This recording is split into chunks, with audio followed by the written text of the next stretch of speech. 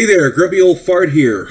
I'm doing a cryptid encounter because I really didn't know how else to I don't know to say this. I'm titling this one "The Tall Faceless Watchers." The Faceless Watchers. Before I get into that, though, if you enjoy my content, it would really help me out if you could hit the like button, subscribe to my channel, share my content on all of your platforms, and post a comment or two. Remember, I welcome your comments, even if you disagree with me. If you enjoy a good book, check out my author page on Amazon.com. My pen name is H.L. Anderson, and you can find all of my books there, including the one shown there, The House Off Farrago Road. It's just a fun story about a house in New Orleans where the monsters all hang out. Hope you get it. Hope you like it. All right, here we go. The Faceless Watchers. As long as people have been foraging or hunting in the wilds, there have been stories of strangeness floating around. One would imagine that Neanderthals rush back to the perceived safety of their campfires with stories of monsters or strange people over the hill. I would imagine that's probably how Sasquatch and Bigfoot stories started. You never know. I mean, I actually believe Bigfoot and like Sasquatch, I believe they do exist. There's too much evidence to discount it. But imagine what a Neanderthal would have thought when he saw one. Yeah. Well, I found a story the other day. This is indigenous to Montana, and this will send a chill up your spine. A 3-year-old boy, and I'm going to call him Robert because I don't want to use his real name. Adults are one thing. I don't like using kids' names in this if they're, Anyway, I'm going to call him Robert. This kid, he's a 3-year-old boy. He was reported lost in the wilds of Montana, and for 2 days, hundreds of people, law enforcement and volunteers, scoured the area, but they found nothing. Robert was finally found in a shed which had already been searched and was locked up tight. There were no tracks in the area, in the snow, other than those of the search party, and the shed door was still locked. Robert was cold and shaken, but otherwise fine. His shoes were missing, but his feet were fine. Other than scratches and bug bites, he was in extremely good shape. And Dave Pilates talks about a lot of stories like this on his, in his books and in his videos. Check those out. Pilates is an excellent researcher. A 3-year-old should have died of dehydration or exposure. He should have frozen to death. He should have been attacked by the many wild animals which predate the area like wolves and grizzly bears. This kid vanished with no trace for 2 days. The bloodhounds couldn't get a scent, and helicopters could not pick him up with infrared sensors. This entire story is simply impossible. None of it makes any sense. When questioned, Robert said he was found by the tall people. They didn't like little kids, so they brought him back.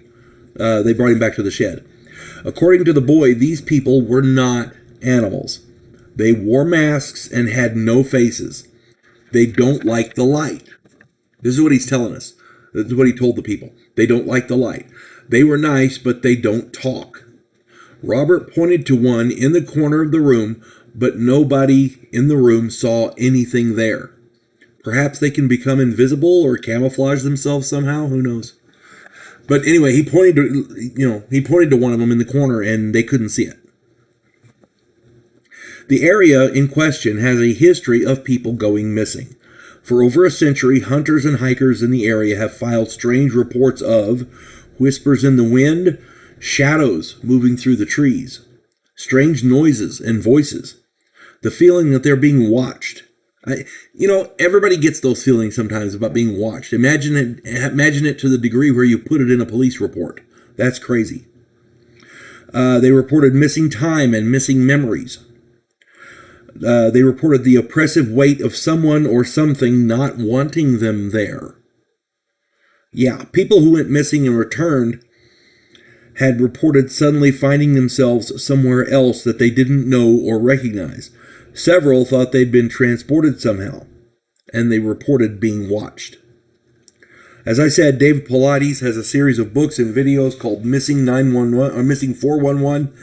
I did a video about them. Go and check it out. This whole area leaves a lot of questions. Are there portals to other dimensions? Are there aliens grabbing them? It's a generational secret slave trade with kidnappers and like that. Cryptids, who knows? We honestly do not know. The part that gets me about this story is the story with the kid is real. I researched it. I found 3 different articles on it. The story is real. This kid did this event did in fact happen. This kid should have died, but he returned unharmed. He had scratches and bug bites, but you expect that in the woods. His shoes were missing, but his feet weren't cut up. They were in good shape. They were dirty, but they weren't cut up or shredded like they should have been. Why is nobody investigating this? That's the part that gets me. With that many missing people in the area and with that much strangeness being reported, one would think the locals would insist that the authorities investigate that. Not just your local UFO club or the Monster Hunter Weekly or whatever, but the actual authorities. Why are they not investigating this? That's the part that gets me.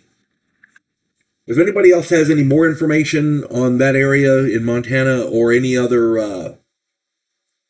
and by the way, I couldn't find the exact area in Montana because each article had 3 different things, 3 different names. But all the other information in it was the same, so I went ahead and did it. But my point is, if anybody else has any other information, or if I got something wrong, put it in the comments. I'm sure we'd all love to read it. Hope this finds everybody well. You folks have a good one. God bless one and all.